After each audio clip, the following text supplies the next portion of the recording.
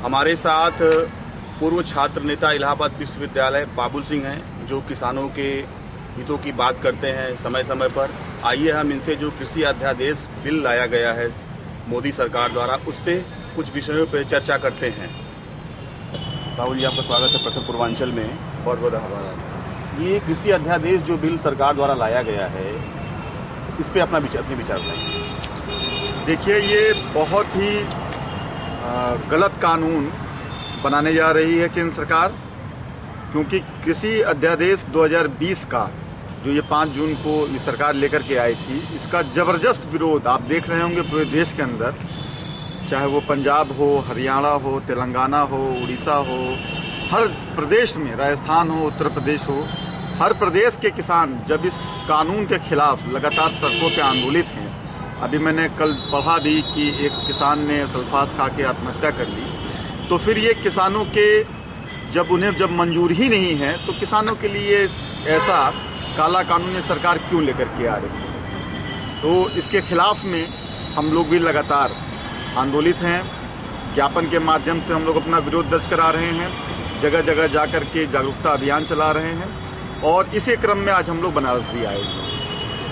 बिचौलियों, सरकार का कहना है कि बिचौलियों और जो ये बीज के ठेकेदार हैं, उनसे निजात मिलेगी किसानों को। देखिए, मैं बहुत ही डिटेल में आपको समझा देता हूं कि दरअसल इसमें खेल क्या है। कहने को तो सरकार बहुत सी बातें जो है नोटबंदी के समय भी कह चुकी थी। कहने को तो लेकर के अगर माना जाए तो जीएसटी को लेकर के भी सरकार ने बहुत बातें कही थी, और इसी बनारस के अंदर DLW मैदान में इस सरकार ने कहा था कि रेलवे को भी मैं बिकने नहीं दूंगा। ये जो गप्पेबाजी हो रही है, ये जो तमाम तरह के लोग भ्रम फैला रहे हैं, लेकिन उसका हसरा आपने देखा कि जीएसटी से कितना इस देश की अर्थव्यवस्था बर्बाद हुई, नोटबंदी से किस तरीके से जो सूक्ष्म और मध्यम आय के जो लोग थे, जो कारोबारी थे, उनकी किस प्रकार से जो है आजीविका जो है नष्ट हुई। रेलवे आज बिकने के कगार पे खड़ा हो गया है, कई सेक्टर उन्होंने बेच भी दिया। ठीक उसी प्रकार से जब आज इस बात को कह रहे हैं ये कि इसमें बिचौलियों का रोल ख़त्म हो जाएगा, किसानों का इसमें जो हित है, जो सरासर जो है वो लफाजी है, और ये केंद्र सरकार की अपने चंद पूंजीपति मित्रों को हितों को साधने वाला ये बहुत बड़ा साजिश है। क्योंकि मात्र एक कृषि ही एक ऐसा क्षेत्र बचा है, एक ऐसा सेक्टर बचा है जहाँ पे आज की तारीख में पूंजीपतियों का खूनी पंजा नहीं पहुँचा है। आप ये समझ पा रहे होंगे कि सुई से लेकर के जहाज़ की मैन्युफैक्चरिंग में आज पूंजीपतियों का कब्जा है। प्राकृतिक आर्थिक जो भी संसाधन इस देश के अंदर, वो सब एक एक करके इनके चंद पूंजीपति मित्रों के हाथों में पहुंच चुका है। लेकिन मात्र खेती बचा था, उसको भी पूंजीपतियों के हाथों में देने के लिए ये काला कानून बनाया जा रहा है, जिसका पहला जो अध्यादेश है, जो नियम है, वो यह है कि अब जो 1955 में आवश्यक वस्तु अधिनियम बना था, जिसके तहत एक लिमिटेड स्टॉक से ज़्यादा कोई भी खाद्य पदार्थ है वो स्टॉक नहीं कर सकता है, उसको इन लोगों ने ख़त्म कर दिया है। यानी कि यदि मेरे पास अगर बहुत रुपया है तो मैं पूरे जिले का जो भी खाद्यान्न है वो अपने यहाँ इकट्ठा कर सकता हूँ, और उससे आप आसानी से समझ सकते हैं कि फिर मैं रेट को भी मैनिपुलेट कर सकता हूँ, उसको जो है बढ़ा सकता हूँ। दूसरा, इन लोगों ने मंडी परिषद के रोल को इन लोगों ने समाप्त कर दिया है। वो मंडी परिषद जिसको इसलिए बनाया गया था कि जो किसान हमारा होता है, वो खेतों में काम करने वाला, वो बहुत हद तक जो है जो बाजार की चालाकियों को न समझने वाला होता है, उसके लिए मंडी परिषद का निर्माण किया गया था, जहाँ पे उनको जो है उचित रेट मिल पाता, जहाँ पे उनको जो है जो आढ़त कहा जाता है, उस आढ़त पे जब वो अपना व्यापार करने के लिए अपना उत्पाद लेकर के जाते, तो जो भी व्यापारी बाहर से खरीदना वाला आता, वो डायरेक्ट ना खरीद करके उस आढ़त के माध्यम से खरीदता। ये चेक बैलेंस का काम होता। उसको थोड़ा सा मैं और डिस्क्राइब कर दूं कि जैसे आज मान लीजिए हम लोग बनारस में खड़े हैं, तो बनारस में अगर कोई किसान अपनी उत्पाद को ले आकर के अगर मंडी में बेचेगा, तो यहाँ का जो आढ़त वाला होगा, जो आढ़ती जिसको कहा जाता है, वो गोरखपुर के आढ़त वाले से, वो इलाहाबाद के मंडी से, वो कानपुर के मंडी से, वो लखनऊ के मंडी से परस्पर वो जो है वो संबंध में रहेगा, परस्पर जो है उस कांटेक्ट में रहने के चलते उस उक्त उत्पाद का जो किसान लेकर के आ रहा है उसका बेहतर मूल्य क्या हो सकता है वो निर्धारित करा देता। लेकिन अब इसका जो मैंडेटरी था, जो पहले अनिवार्य जो शर्त थी कि किसी व्यापारी को यदि खरीदना है तो मंडी के थ्रू ही खरीदेगा। वो अनिवार्यता खत्म करके इन लोगों ने पूंजीपतियों को सीधे सीधे ये छूट दे दी कि वो खेत में जा करके किसानों को बरगला करके उनके उत्पाद का वो मनमाना रेट दे करके उनसे खरीद सकता है। जहाँ दूसरी तरफ ये बात सरकार द्वारा जो है ये जो झांसा दिया जा रहा है किसानों को, जो लफाजी कही जा रही है कि किसान स्वतंत्र हो गया है कि वो जहाँ चाहे वहाँ उत्पाद बेच ले। तो मैं कहना चाहता हूँ कि साहब आप ये हमको बताइए कि जो किसान जो खेत में मजदूरी करने वाला है, जो मेहनत करने वाला है, जो इस देश का अन्नदाता है, जो भूमिपुत्र है, उसके पास क्या इतना समय है कि वो अपने उत्पाद को दिल्ली या बम्बई ले जा करके बेच पाएगा?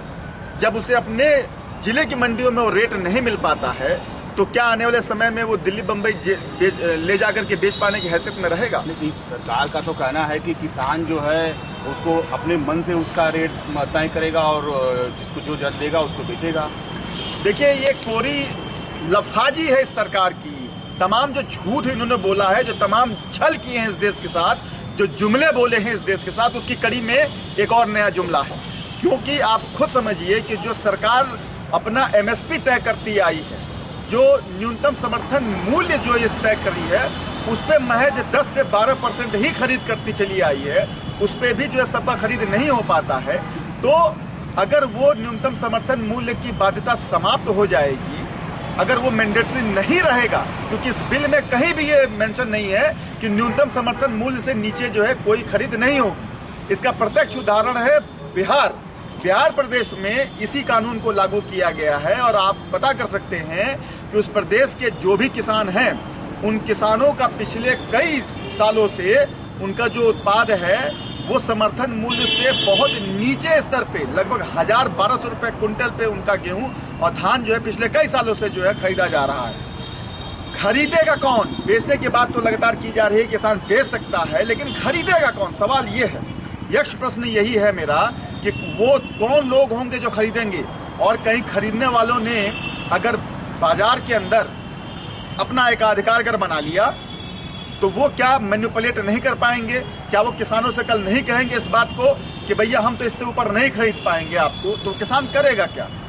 तीसरा जो काला कानून इन लोगों ने बनाया है इसके साथ साथ में, वो बनाया है कॉन्ट्रैक्ट फार्मिंग के नाम पे, कि अब तक जो खेती जो आजीविका का संसाधन रही है इस देश के बहुत बड़े वर्ग का, खेती जो इस देश की GDP में बहुत बड़ा जो है रोल प्ले करती है, जो हिंदुस्तान कृषि प्रधान देश कहा जाता है, उसमें अब पूंजीपतियों के निवेश का खुला छूट जो है इन लोगों ने दे रखा है। यानी कि अब किसानों का खेत पूंजीपति कॉन्ट्रैक्ट पे लेकर के खेती कर पाएंगे।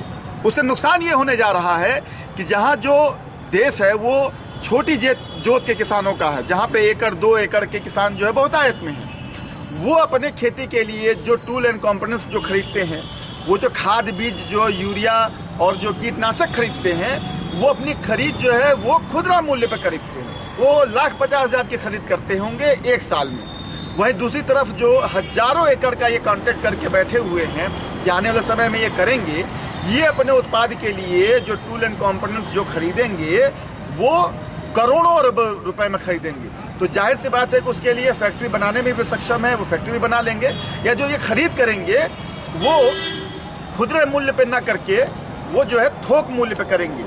उससे क्या होगा कि उनका जो लागत मूल्य होगा वो बहुत ही कम हो जाएगा, लगभग आधा हो जाएगा। तो एक उदाहरण से इस बात को समझा जा सकता है कि जो एक सामान्य किसान है वो यदि 1 किलो आलू उगाता है और उसका लागत मूल्य 1 किलो आलू के लिए उसका अगर 10 रुपया पड़ता है, तो वहीं उन पूंजीपतियों के लिए वो लागत मूल्य 5 रुपया पड़ेगा। और उस 5 रुपए के लागत मूल्य पे फिर वो पूंजीपति अगर 9 रुपए का अगर रेट उसने खोल दिया कि 9 रुपए में हम इस बार आलू को बेचेंगे, तो जिस किसान ने उसको 10 रुपए में उपजाया है वो किसी भी कीमत पे उसको 10 रुपए में भी नहीं बेच पाएगा, मजबूरन जो है उसको 9 रुपए में ही बेचना पड़ जाएगा। और जिसके तहत उसका नुकसान जब हो जाएगा, 1-2 टर्म में अगर उसका नुकसान इस तरीके से होता रहा, तो मजबूर होकर के जिस तरीके से जियो आप देख सकते हैं, जिस तरीके से इस देश के अंदर जो है पेप्सी और कोला ने तमाम जो पहले से इस देश के अंदर जो स्थापित कोल्ड ड्रिंक्स कंपनियां थी उसको समाप्त कर दिया, जिस तरीके से जियो ने लगातार इस देश के अन्य जो नेटवर्क कंपनियां थी उनको समाप्त कर दिया, वैसे ही रेट के खेल को, रेट के दुष्चक्र से आने वाले समय में जो तमाम जो किसान बचेंगे, जो इनको अपना खेत नहीं दिए रहेंगे, वो भी इनको खेत अपना सौंपने के लिए बाध्य हो जाएंगे। और जिस प्रकार से इस देश के अंदर यूएपीए कानून बनाया गया है, जो Uttar Pradesh special security forces का गठन किया गया है, ये पूंजीपति उन यूपीएसएसएफ को अपने यहाँ लेकर के और बाध्य कर सकती है, और जो इनका विरोध करेगा उनके घरों में घुस करके जो है इनको गिरफ्तार करा सकती है। उसके खिलाफ जो है लोग कोर्ट भी नहीं जा सकते हैं। और इस बिल के अंदर एक बहुत बड़ा जो है झोल इस बात का भी है, ये काला कानून इसलिए हम लोग बार बार कह रहे हैं कि इसके तहत अगर जो कॉन्ट्रैक्ट होगा, उस कॉन्ट्रैक्ट में अगर विवाद होता है किसी जो है फैक्ट्री वाले से, किसी पूंजीपति से और किसान से, तो उसके लिए आप कोर्ट नहीं जा सकते। उसके लिए जो एसडीएम और फिर डीएम के स्तर पे जो कमेटी बनेगी, वहीं पे आप जाकर के अपील कर सकते हैं। तो हम लोग का ये मानना है कि ये सरकार जिस तरीके से अपने पिछले 6 सालों के कार्यकलाप के दौरान हम लोग को देखने को मिला है कि उन्होंने बातें तो भले ही बहुत बड़ी बड़ी की हों, लेकिन उसका नतीजा हमेशा जो है जन विरोधी रहा है, वो जनता के खिलाफ रहा है। उसी के बढ़ते क्रम में इन लोगों ने अब किसानों को भी जो है वो ठगने और छलने का मन बना लिया है, और उसके तमाम जो एसेट्स थे वो अब जो है अपने पूंजीपति मित्रों को देने का काम करने जा रहे हैं। सरकार की कद्दावर नेता हरसिमरत कौर ने इस्तीफा दे दिया है इसी मामले पर, इसी वाले मामले पर, इस पे आप क्या कहें? देखिए, ये एक साहसिक कदम था, मैं मानता हूँ। अभी मैं उनका लेटेस्ट में इंटरव्यू भी पढ़ रहा था। ये लगातार सवाल खड़ा हो रहा था कि जब ये ऑर्डिनेंस बन रहा था तब जितने भी कमेटी होती सबसे जो है उस पर जो है व्यूज़ मांगा जाता है। तो उन्होंने कहा कि मैंने लगातार विरोध किया है, मैंने स्वागत किया है उनके कदम को, किसानों के हित पे उन्होंने जो है स्टैंड लिया है। लेकिन साथ ही साथ हम इस बात के लिए भी उनसे जो है मांग करेंगे कि चूंकि वो अभी भी एनडीए का पार्ट हैं, और वो एनडीए जो किसानों के खिलाफ ये काला कानून बना रही है, तो मैं उनसे डिमांड करूंगा कि वो एनडीए से बाहर आकर के जो किसान सड़कों पे इस कोरोना काल के महामारी के समय में अपने जीवन की परवाह न कर करके जो अपने भविष्य को लेकर के चिंतित हैं, उनके साथ खड़े होने का काम करें। हमारे साथ बाबुल सिंह थे, पूर्व छात्र नेता जी इलाहाबाद विश्वविद्यालय। इन्होंने किसानों के मुद्दे पर अपनी बात रखी। जो मोदी सरकार ये बिल लाई है किसानों के लिए, उसको उन्होंने मुखरता से अपनी बात रखी है। प्रखर पूर्वांचल के लिए राजीव पांडे के साथ अरुण सिंह, वाराणसी।